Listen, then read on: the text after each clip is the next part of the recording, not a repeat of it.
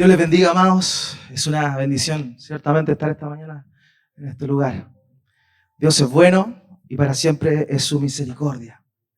Y esta es una época del año especial, porque es una época donde recordamos, sin duda alguna, lo que significa, lo que implica la venida de Jesús a este mundo.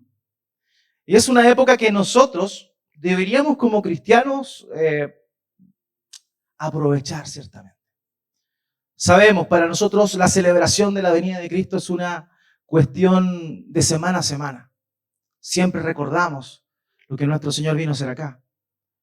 Pero en esta época de tanta frivolidad, de tanto afán, lo cierto es que podamos recordar las implicancias de la venida de nuestro Señor Jesús. Lo que implica ese milagro maravilloso, ese misterio increíble de la encarnación. Dios, el creador de todo, el verbo de Dios, se hizo hombre, se humanó. Él se despojó de su gloria, de su majestad, de estar a la diestra del Dios Todopoderoso. Y toma la forma de un siervo para venir a nuestro encuentro. Y sin duda alguna, hasta en el mundo el día de hoy, se celebra o se conoce este concepto de Adviento. No sé si lo han escuchado, Adviento. Aunque evidentemente el mundo siempre, Adviento es una palabra que de alguna manera resume el concepto de advenimiento, que implica la venida, la llegada, eso es. Y hace alusión a la venida de Jesús. Sin embargo, dentro de la dinámica de este mundo que se enfoca evidentemente en lo material, el Adviento se ha convertido en una preparación de 24 días para la llegada de la Navidad. Hoy hay hasta calendarios de Adviento en los cuales cada día se va abriendo un regalito. Es bonito, sin duda alguna, no vamos a satanizar ninguna cosa de nuestra cultura. Pero a quienes hemos creído en Cristo no debemos olvidar que lo más importante es el regalo y no los regalos. Y esta época nos va a servir también para enfatizar más todavía las implicancias de la venida de nuestro Señor Jesús a este mundo. Quiero invitarles, por favor, a que abra su Biblia en el libro del profeta Zacarías. Zacarías capítulo 9. Y vamos a estar reflexionando esta mañana justamente en uno de los pasajes que, a mi modo de ver, es uno de los textos del Antiguo Testamento que más claramente nos muestra el propósito de la venida de nuestro Señor a este mundo.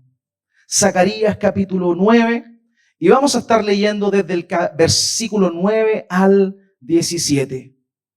Zacarías capítulo 9, versículos 9 al 17. Y si usted lo ha encontrado y bien puede hacerlo, quiero pedirle por favor que se ponga de pie para seguir junto a la lectura de la palabra de Dios, reconociendo la autoridad de ella en nuestras vidas. Zacarías capítulo 9, versículos 9 al 17. Dice así la palabra de Dios: alégrate mucho, hija de Sión, da voces de júbilo, hija de Jerusalén. He aquí, tu rey vendrá a ti justo y salvador, humilde y cabalgando sobre un asno, sobre un pollino, hijo de asna. Y de Efraín destruiré los carros y los caballos de Jerusalén, y los arcos de guerra serán quebrados, y habrá paz a las naciones. Y su señorío será de mar a mar, y desde el río hasta los confines de la tierra.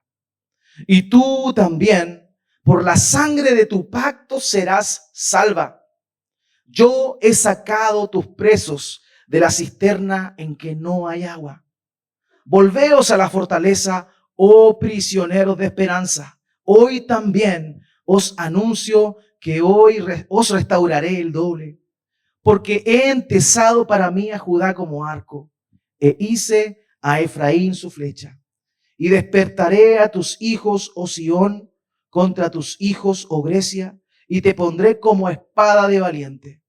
Y Jehová será visto sobre ellos, y su dardo saldrá como relámpago, y Jehová el Señor tocará trompeta e irá entre torbellinos del austro. Jehová de los ejércitos los amparará, y ellos devorarán y hollarán las piedras de la honda, y beberán y harán estrépito como tomados de vino, y se llenarán como tazón y como cuernos del altar.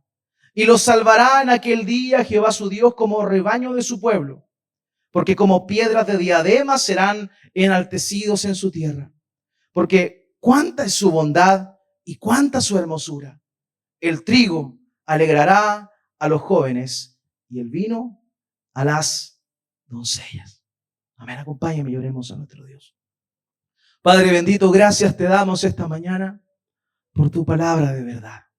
Gracias Dios por darnos la oportunidad de reflexionar en lo más glorioso, en lo más grandioso que existe en este mundo. Y que lamentablemente las personas pasan por alto, y lo que es peor, muchas veces nosotros como cristianos, como personas que han sido compradas por la preciosa sangre de Cristo, hemos olvidado el propósito de la venida de nuestro Señor. Oh Dios, te pido esta mañana que puedas hablar a nuestro corazón, que podamos una vez más vindicar, darle el valor que tiene el hecho de la venida de Cristo Jesús. Oh Dios, ayúdanos a comprender esas eternas verdades. Ayúdanos a tener un corazón humilde. Ayúdanos a agradecer por lo que tú hiciste en nuestro favor. Padre, quiero pedirte humildemente que toques nuestras vidas, que uses mis labios como predicador, como pastor, para poder hablar claramente tu palabra, para poder decirlo de forma sencilla, para explicar y que todos puedan entender. Pero Dios, yo conozco mi debilidad, yo conozco mi fragilidad y sé que solo tu Espíritu Santo puede hacer ese trabajo de manera perfecta en cada uno de nosotros. Por eso creo en tu Espíritu Santo. Creo en la obra poderosa de Él, convenciéndonos de pecado, justicia y juicio, llevándonos a toda verdad y exaltando a Cristo en medio nuestro. Padre, glorifícate. Repréndenos, exhórtanos, anímanos, pero todo esto para la gloria de tu nombre. Oh Dios, en el nombre de Jesús oramos. Amén. Amén. Muy bien, tome asiento. Cuando nosotros vemos, hermanos míos, en el mundo cinematográfico, de los cómics, de los dibujos animados, la noción de los superhéroes es común ver y encontrarnos con un desarrollo en la vida de ellos. Algo los lleva a ellos a convertirse en superhéroes. Hay un proceso, hay una transición.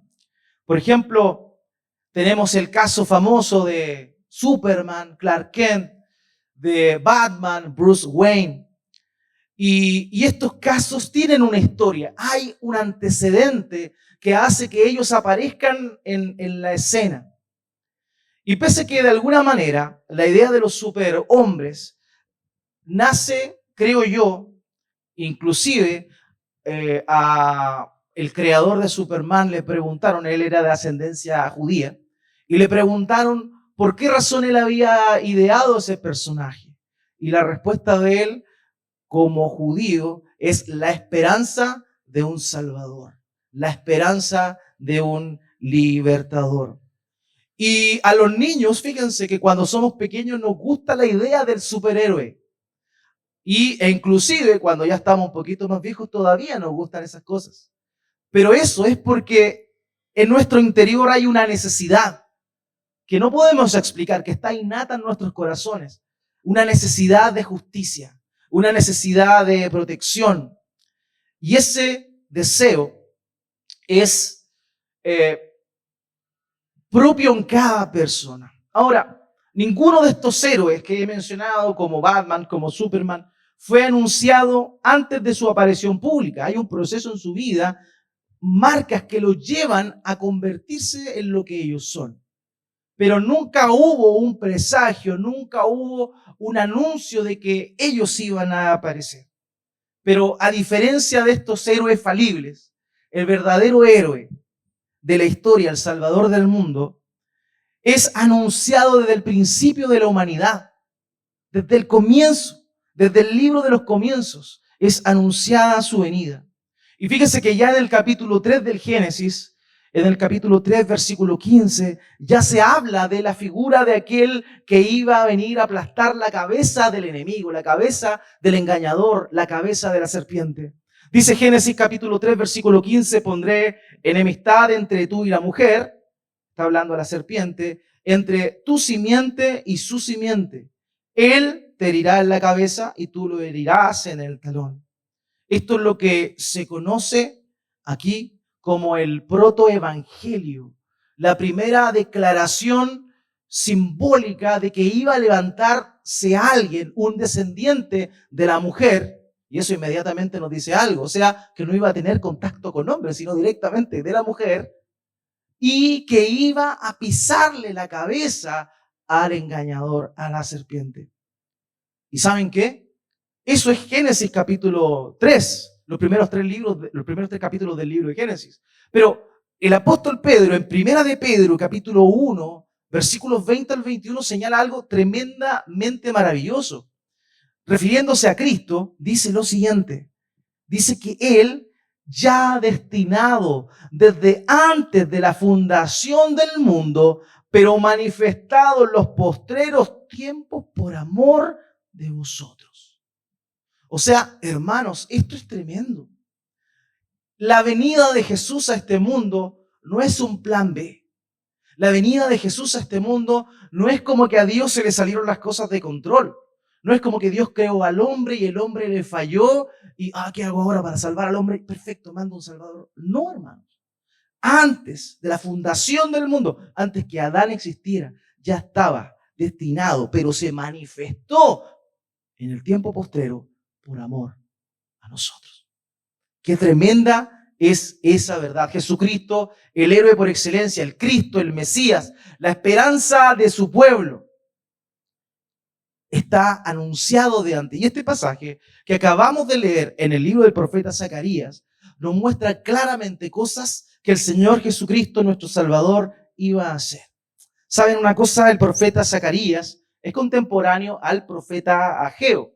Y su mensaje, si lo situamos cronológicamente dentro de la historia, correspondería a el momento luego del regreso a Jerusalén desde la deportación a Babilonia. ¿Ya?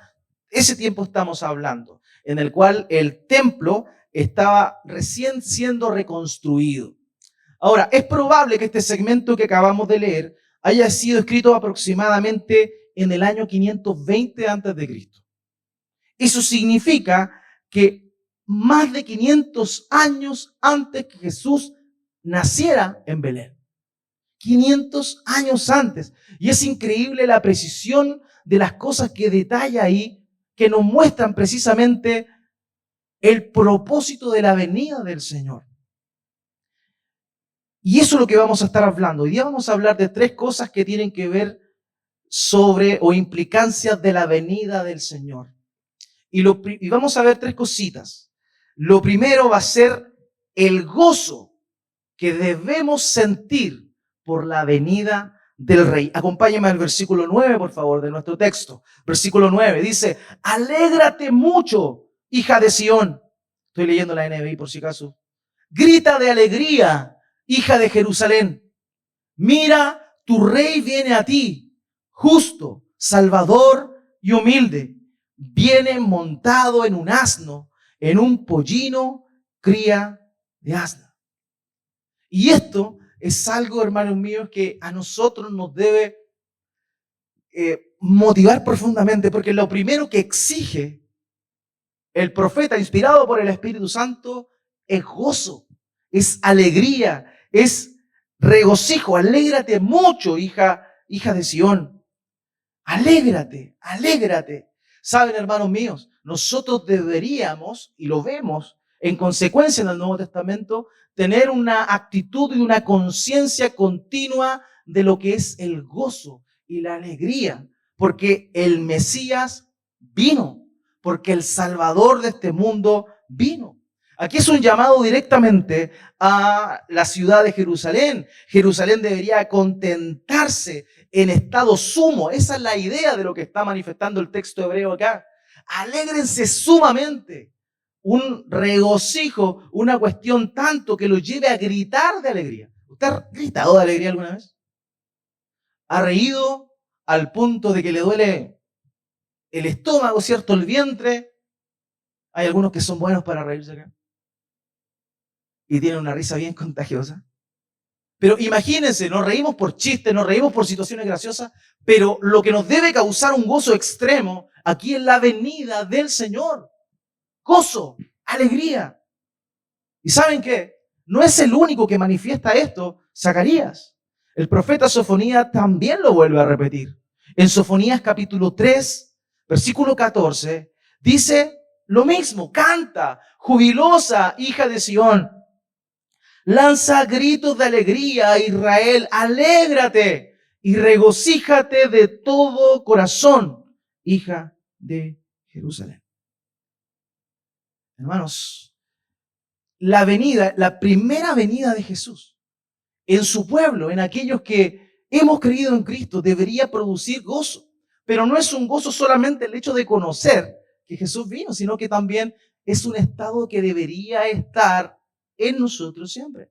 Hace unas semanas atrás yo les compartía y les decía que existe una gran diferencia entre el concepto de gozo y el concepto de alegría. Concepto de gozo y concepto de alegría. La alegría o el contentamiento está muchas veces impulsado por una cuestión súper sencilla, y esa cuestión es la situación. Nosotros podemos estar felices por las situaciones. Si algo es bueno, mi respuesta va a ser buena, ¿cierto? Me va a alegrar. Pero esa risa es como pasajera. No sé si le ha pasado que de pronto está en una conversación social donde no conocen mucho a las personas y alguien, a mí me ha pasado, por eso se lo digo, y alguien dice algo gracioso y como que uno se ríe y como que no sabe cuándo dejar de reírse. Es que la situación es así, chistosa, graciosa tal vez, te produce una felicidad momentánea, pero hasta uno se da cuenta que eso tiene un fin y no sabe cómo volver desde la sonrisa al estado natural. Pero en Cristo, el entender que Jesús ha venido, que Jesús vino a tu vida, debería traer a nosotros un estado continuo de gozo. Y el gozo no tiene que ver con la situación. El gozo es un estado que es parte del fruto del Espíritu en nuestras vidas. ¿Cuál es el fruto del Espíritu? Gálatas 5. Amor, gozo. Gozo. Y es un estado. ¿Sabes qué? Tú podés estar pasando, me salió argentino, tú puedes estar pasando situaciones sumamente complejas. Tú puedes estar pasando por dolores en tu alma, por depresión en tu corazón. Puedes estar pasando por un momento familiar complejo, inclusive en un momento como iglesia complejo. Pero, ¿saben una cosa? No hay nada que a nosotros nos cause mayor plenitud de gozo del hecho de saber que Cristo Jesús, nuestro Salvador, vino y está con nosotros. Está con nosotros. Fíjense que en Lucas capítulo 2, versículo 10, dice, pero el ángel les dijo, no temáis, cuando este contexto de cuando le habla a los pastores, porque he aquí os doy nuevas de gran gozo, que será para todo el pueblo. Tener gozo en medio de las dificultades puede parecer algo muy difícil, hermanos. Muy difícil. Pero uno tiene que saber que ese gozo viene de la confianza y la fe que hemos puesto en aquel que ha venido a nuestras vidas. Podemos estar gozosos. Podemos estar en paz a pesar que afuera esté la tremenda tormenta. Me acuerdo que hace años atrás había un comercial, creo que era de rentas vitalicias, en que hicieron un jingle que era la modificación de una canción antigua. que decía, despreocupado, no sé si se acuerdan, tienes la fórmula perfecta. Y era como una persona que de alguna manera estaba tranquilo, relajado, así echadito para atrás, porque sabía que tenía su pensión asegurada. Hermanos, a pesar de las tormentas que estén pasando en nuestra vida, a pesar de cualquier situación que podamos experimentar, el gozo es algo que debería traer un estado de gratitud y de devoción a Dios, ya que nace o se cimenta en el hecho de que Jesús ha venido a tu vida. Jesús ha venido a tu vida. A veces uno dice, pero ¿cómo voy a estar feliz si venía camino para acá y se me pinchó la rueda? Si llegué tarde al trabajo porque hubo un accidente. Las hermanas, ¿cómo va a estar contenta si se me quemó el arroz? ¿Cómo vamos a estar contentos con eso? Recuerde, el gozo no es una cuestión que tenga que ver con la situación. Tú puedes reaccionar mal en un momento, pero de pronto el gozo es el que te lleva de vuelta, porque ese gozo está cimentado en Dios. ¿Saben? En Filipenses capítulo 4, versículo 4, el apóstol Pablo dice, regocíjense siempre en el Señor.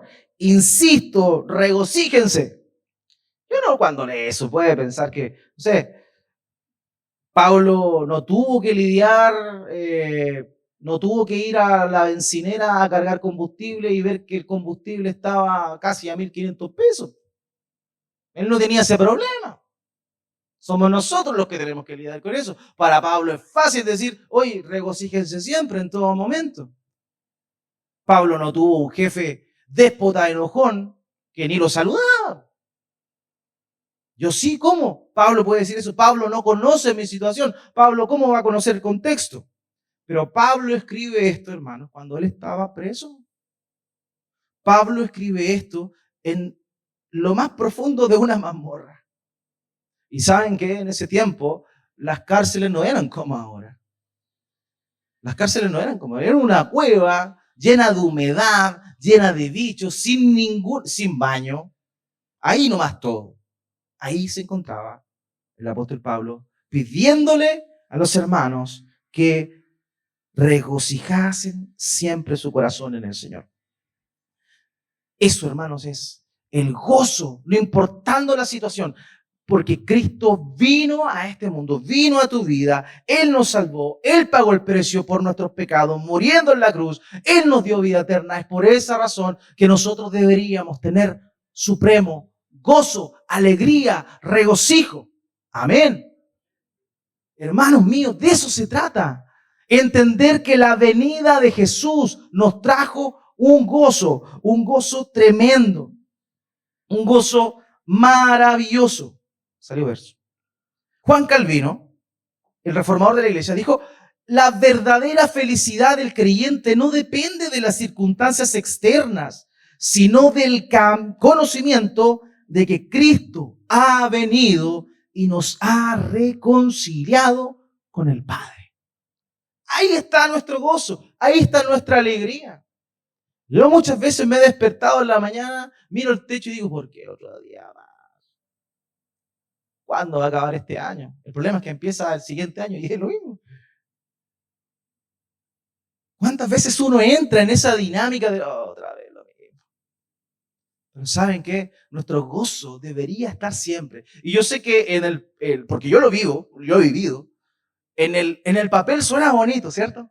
Suena lindo, oh, qué fácil. No, hermano, tenemos que estar siempre gozosos. Sin embargo, el vivirlo es complicado. Y es ahí donde dependemos netamente del Espíritu Santo. Hermanos, nuestra oración, nuestro clamor debe ser que Dios nos dé ese gozo, pese a cualquier situación. Dios, ayúdame a estar gozoso. Ayúdame a estar alegre. Ayúdame a tener una actitud coherente con la bendita verdad de que Cristo vino y me salvó. No hay nada en este mundo, por terrible que sea, hermanos míos, que podamos pasar, que se compare con las tremendas bendiciones y la herencia que en Cristo Jesús tendremos por la eternidad. Nada. Así que, hermanos míos, el gozo, el Mesías vino a tu vida. Ánimo, gozo, alégrate. Es el regocijo que debemos tener. Este Mesías es nuestro Rey, el soberano, el que va a venir y va a actuar con justicia siempre. Ahora, quiero explicar brevemente algunos detalles que aparecen aquí en la profecía de Zacarías. Él habla, cierto, de este regocijo, las voces, pero que uno debe dar, voces de alegría, cánticos de alegría, pero también hace algunas inferencias o declaraciones de cómo va a venir este Salvador, cómo va a venir este Rey. Y dice el texto aquí, dice, tu Rey viene a ti justo, dotado de salvación. Ese concepto que la Escritura, en la Reina Valera, traduce así como dotado de salvación, tiene la idea de haber sido salvado o vindicado divinamente. Esto implicaba que este rey que venía dotado de salvación, venía vindicado. Fíjese en el detalle. Es como que un rey había sido acusado injustamente, había sido traicionado, desechado, pero que ahora venía dotado de salvación, o sea, venía reivindicado. Él había sido acusado injustamente y ahora venía empoderado, justificado por el Padre que lo exaltó y que luego de su resurrección le confirmó como el verdadero Mesías. Y eso es un detalle tremendo, tremendo contexto de Zacarías de 200, como les decía, 500 años antes nos está señalando. Otro antecedente que dice acá, dice que él viene humilde. Fíjese en la escena. ¿Cómo es posible que un rey que viene humillado, que lo humillaron, venga de manera humilde? Lo normal, lo natural, es que cuando alguien ha sido humillado, uno vuelva con una actitud dura. A mí me pasa, me imagino que usted también. Cuando te humillan, tú al tiro pasa porque es nuestra respuesta natural. Es nuestra respuesta natural. Pero el Señor Jesús, nuestro Rey, venía de ser humillado y Él actúa con humildad. Y esto sí que es confrontacional en un mundo lleno de orgullo. En un mundo donde nosotros lidiamos con ese pecado diariamente.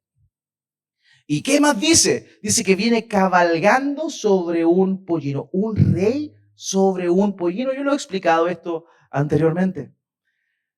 Cada descripción que está haciendo el profeta Zacarías es más radical. Primero, un rey que ha sido humillado, que viene de una manera humilde, y ahora dice que viene montado sobre un pollino, Los reyes cuando entraban a un reino, lo hacían en caballos. Y elegían los mejores caballos porque evidentemente él era el animal más imponente de aquel tiempo. Pero dice que este rey que fue humillado viene de una manera humilde y montado sobre un hijo de asna, sobre un pollino. ¿Y saben qué? Esos eran utilizados cuando alguien enviaba un mensajero de paz a otro reino. Hoy en día, o más bien hablando del concepto bélico de la Primera y Segunda Guerra Mundial, los que conocen un poquito de historia saben esto, el concepto de paz o de rendición era una bandera blanca, ¿cierto? Cuando un soldado del otro, o un capitán, un general del otro, del pueblo enemigo, venía con un banderín blanco, significaba paz. Pero en el tiempo que estamos hablando, el tiempo bíblico, no habían banderas blancas. Y la forma en la cual se manifestaba la intención de paz era enviar a un mensajero sobre un pollino. O sea, fíjense en este detalle. El rey, viene un rey, no es cualquiera, viene el rey. El rey viene, ese rey que fue humillado, viene humilde, con una actitud humilde, trayendo paz a su pueblo. Paz a su pueblo. Y esta profecía fue cumplida literalmente por el Señor en su entrada en Jerusalén, la última Pascua de su ministerio terrenal en la tierra. Queridos, ese es nuestro segundo punto. Nuestro primer punto, la venida del Mesías, es para darnos alegría, gozo, pero también la venida del Mesías es para traer paz, reconciliación. Reconciliación. En su primera venida, el Señor Jesús vino justamente en ese plan, vino justamente en ese propósito. Él vino a traer reconciliación. En este pasaje de Zacarías vemos, en resumen, ambas venidas. Vemos la venida primera, que es humilde, pero también vemos la venida en juicio. Él hace un paneo, digamos, de ambas venidas en un solo segmento. Sabemos que el Señor Jesús volverá por segunda vez y volverá como el Rey justo. Vendrá a impartir justicia. Pero en su primera venida Él vino como un rey manso. En su primera venida Él vino a reconciliar. Vino a reconciliar. Dice el versículo 10, destruiré el carro de Efraín y el caballo de Jerusalén, y el arco de guerra será destruido. Él hablará paz a las naciones, y su dominio será de mar a mar y desde el río hasta los confines de la tierra. Cristo vino a darnos paz, paz, paz, paz con Dios y paz entre nosotros. Paz con Dios y paz entre nosotros, hermanos míos. Fíjese que Pablo en Romanos capítulo 5, versículo 1, dice, por tanto, habiendo sido justificados por la fe, tenemos paz para con Dios por medio de nuestro Señor Jesucristo. Él es nuestra paz.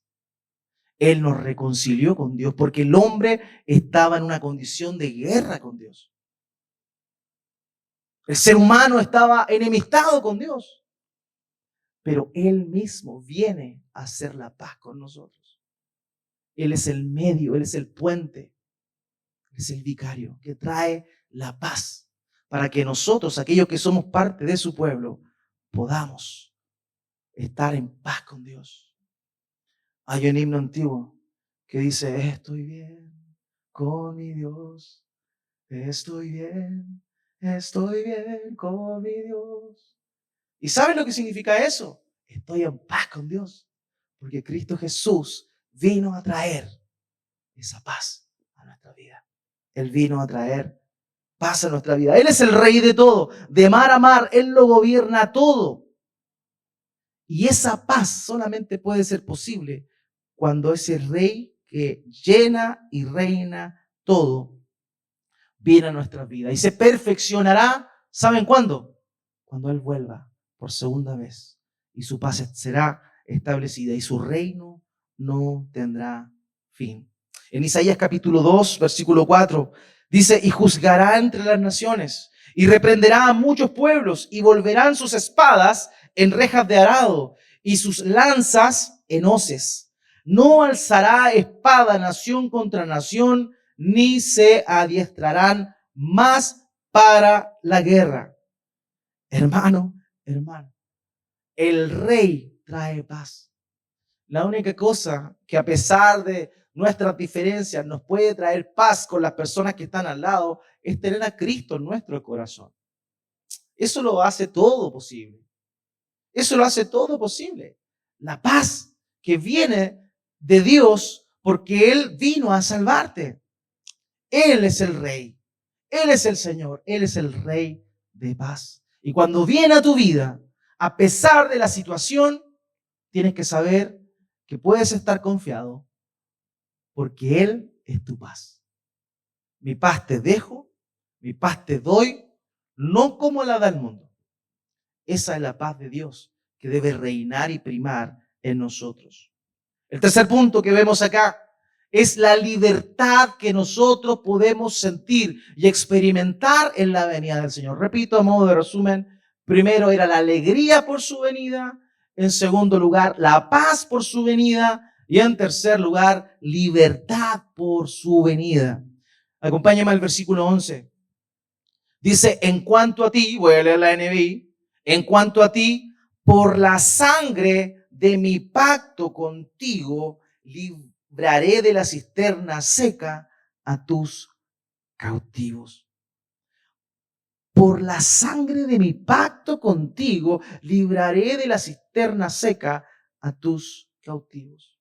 El concepto de sangre y de pacto era un concepto que los cristianos deberíamos conocer. ¿Por qué? Porque es parte de toda la ritualística del Antiguo Testamento. Todo pacto tenía que ser sellado con sangre. Vemos, por ejemplo, lo que hace Noé apenas baja del arca. Él baja del arca y hace sacrificios a Dios. Sella el pacto que Dios hace con él, diciéndole que nunca más traería muerte al mundo por medio del agua. Nunca más traería juicio al mundo por medio del agua. Él hace eso. Cuando hace el pacto con Abraham, el pacto de darle una familia, de ser un padre de naciones, él le da una prueba. ¿Y esa prueba cuál era? Que él terminara con la vida de su hijo. O sea, la sangre de su hijo debía ser derramada. Pero Dios proveyó el sacrificio, hizo el intercambio, Isaac quedó vivo y un cordero, un carnero particularmente, fue muerto y su sangre derramada para sellar ese pacto. Lo mismo sucedió en el templo cada vez que se hacía un sacrificio. Hermanos, ¿saben por qué? Porque el costo de la rebelión contra Dios es la vida. Y en la sangre está la vida. Por eso, sin derramamiento de sangre, no hay pacto y no hay perdón de pecados. Por la sangre de mi pacto contigo, te libraré de la cisterna seca. En ese tiempo, las personas, recordemos el contexto, ellos venían desde la cautividad de Babilonia. Habían estado mucho tiempo ahí. 70 años estuvieron ahí. Y muchos de ellos vivieron vidas de cautiverio al principio. Muchos de ellos estuvieron encerrados en prisiones y otros, como era la cultura, la gente que era más importante, lo dejaban solito y lo tiraban a un pozo sin agua. Eso hacían. ¿Se acuerdan lo que le sucedió a José? Cuando sus hermanos lo vieron llegar, lo vieron de lejos y adentro del pozo. Eso era lo que pasaba. Eso significaba que estaba cautivo, que era un esclavo. Eso ya era una declaración de esclavitud. Pero aquí Zacarías nos está diciendo, en cuanto a ti, por la sangre de mi pacto contigo, libraré de la cisterna seca a tus cautivos. Hermanos míos, con Cristo, con su venida, viene libertad. Tenemos libertad en Él. Tenemos que alegrarnos porque Cristo vino en nuestra vida. Tenemos que estar y celebrar la paz que tenemos porque Cristo vino en nuestra vida. Pero también tenemos que saber que Él nos vino a traer libertad de nuestra esclavitud. ¿De qué eres esclavo tú, hermano, hermana? ¿De qué eres esclavo? Porque todos somos esclavos de algo.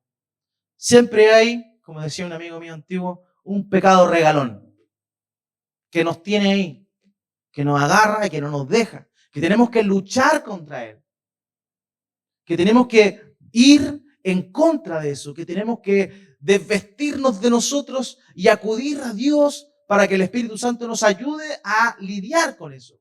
Pensamientos negativos, pensamientos intrusivos, tal vez un pecado que te gusta, que practicas y que estás luchando contra él. Lo que sea, querido. Pero Cristo vino para darte libertad y no olvides eso. Gózate porque Él vino. Recuerda que tienes paz con Dios y Él te ha dotado de libertad. Porque por la sangre que Él derramó, por la sangre que Él derramó, tenemos libertad. Tenemos libertad. Tú puedes vencer. Tú puedes vencer en Cristo Jesús. Ese pecado que te asedia, puedes vencerlo. Esos pensamientos negativos, puedes vencerlo. En esto pensad, dice Pablo a los filipenses, en todo lo bueno, lo amable, lo puro. Si hay virtud alguna, si hay algo digno de alabanza, en esto pensad. Tenemos libertad, hermanos. Tenemos libertad en Cristo Jesús. Eso es lo que tenemos en su venida. Mateo 20:28, como el Hijo del Hombre no vino para ser servido, sino para servir y dar su vida en rescate por muchos. Dar su vida en rescate por muchos. Él nos vino a dar libertad. Él vino a sacarnos de nuestra esclavitud. ¿Y saben qué? Esta libertad que tenemos en Él es una libertad real. No es una libertad de sensación solamente. No es que yo me siento libre, es que yo soy libre. ¿Y saben por qué? No por lo que yo me siento. Yo soy libre. Porque el propio Señor Jesús lo dijo en Juan 8:36. Si el Hijo os libertare, seréis verdaderamente libres. Amén. La venida del Señor nos trae libertad de todo. En Cristo somos más que vencedores. En su venida, por Él y para Él. No se trata de tu actitud positiva. No se trata de seguir los consejos de Deepak Chopra. Se trata de saber, tener la certeza de que Cristo ha venido y Él está en tu vida. Amén. El Salvador ha venido. El Salvador ha llegado y nos trajo consigo gozo, regocijo, paz y libertad para que vivamos así en nuestro Señor y Salvador. Amén. Oremos al Señor. Padre bendito, muchas gracias te damos, oh Dios, por tu palabra. Gracias porque en un tiempo en el cual recordamos la venida de Jesús, podemos reconsiderar estas cosas que son tan grandes en nuestras vidas. El saber que en su venida tenemos alegría, gozo, regocijo. Dios, ayúdanos en medio de la adversidad, de la prueba. Ayúdanos en medio del dolor, de la enfermedad. Ayúdanos en medio de la depresión. Ayúdanos en medio de los problemas económicos. Ayúdanos en medio de cualquier situación en la que estemos pasando a recordar que tenemos algo más grande, que es el gozo de saber que Cristo Jesús, nuestro Salvador, el Rey de Reyes, ha venido. Padre, también queremos pedirte humildemente que nos ayudes siempre a recordar y a vivir en esa paz que hemos conseguido en Cristo Jesús.